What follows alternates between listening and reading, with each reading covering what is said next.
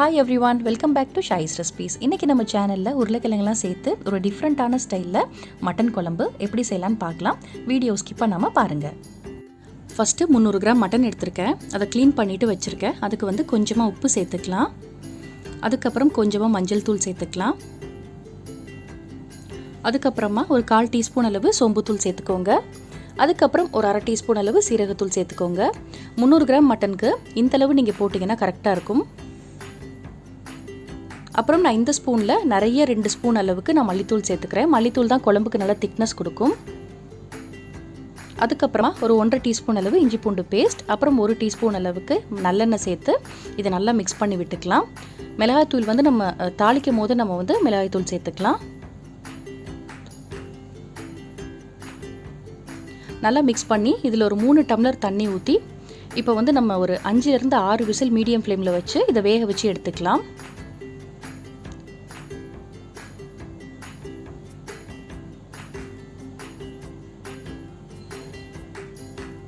Mutton வெந்துட்டு இருக்க கேப்பில் ஒரு மசாலா பேஸ்ட் அரைச்சிடலாம். 1/4 மூடி தேங்காய், அதுக்கப்புறமா ஒரு 5-6 முந்திரி பருப்பு, இதை மிக்ஸி ஜாரில் போட்டு ஃபைன் பேஸ்ட்டாக அரைச்சி எடுத்துக்கலாம்.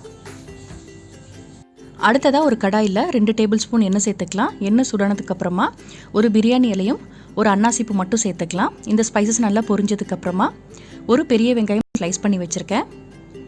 அதோட 4-5 சின்ன வெங்காயம் கட் பண்ணி வச்சுருக்கேன். அதை இதோட சேர்த்துக்கலாம். நீங்கள் ஃபுல்லாகவே சின்ன வெங்காயம் கூட யூஸ் பண்ணிக்கலாம். டேஸ்ட்டு சூப்பராக இருக்கும்.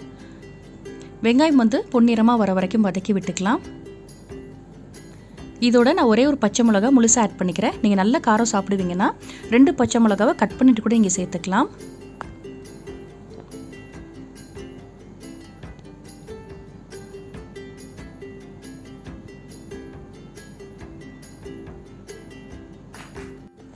வெங்காயம் பாருங்க நல்லா பொன்னிறமாக வதங்கிருச்சு.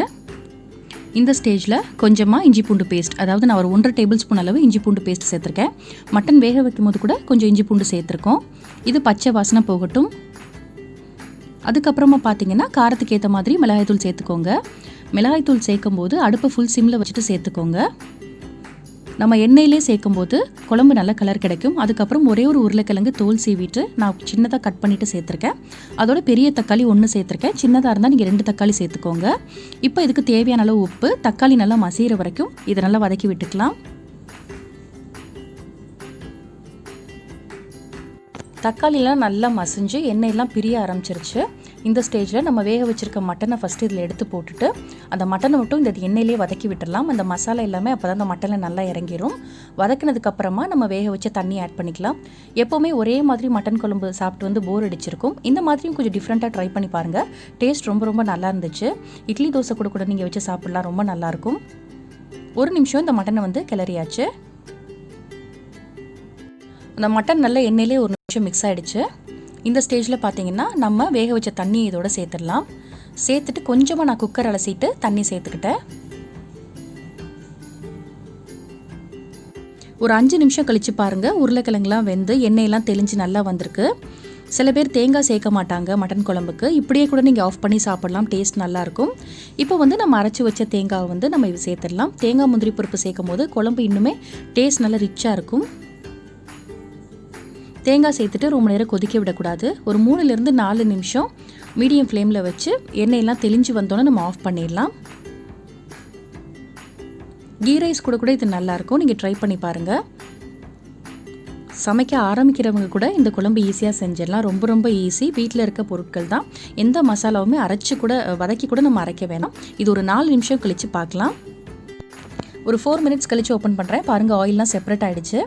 சூப்பராக ரெடி ஆகிடுச்சு. நான் இன்றைக்கி பிளைன் ரைஸ் கூட தான் செஞ்சேன். ரொம்ப நல்லா இருந்துச்சு. நீங்களும் ட்ரை பண்ணி பாருங்கள். நம்ம சேனலில் நிறைய மட்டன் ரெசிபீஸ் இருக்குது, போய் செக் பண்ணி பாருங்கள். இந்த மாதிரியும் டிஃப்ரெண்ட்டாக ட்ரை பண்ணிவிட்டு உங்களுக்கு ஏதாவது டவுட் இருந்தால் கூட கமெண்ட் செக்ஷனில் கேளுங்க. எப்படி வந்துச்சுன்னு மறக்காமல் என் கூட ஷேர் பண்ணுங்கள்.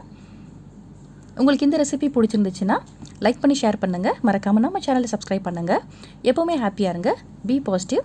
தேங்க்யூ அண்ட் தேங்க்ஸ் ஃபார் வாட்சிங்.